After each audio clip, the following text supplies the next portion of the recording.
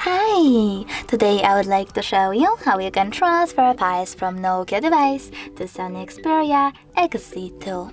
Firstly, go into Play Store on both devices, tap on the search bar and type in Send Anywhere. Then install this free app from this developer and open it.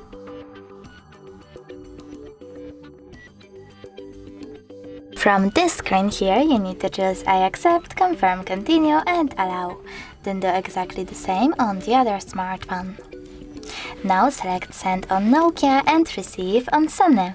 Then tap on all of those dots and just send. This way you will select all of those files and transfer them later on. It will take a long time, so I will go with only one photo, just send and tap on Got It. From here we have two connection ways. We can input this key here and tap on Receive or Scan QR code. In order to scan it, click on this scanning icon on Sony, then choose Allow and point your device's camera at the code. Then wait. And now, as you can see, my photo was successfully sent.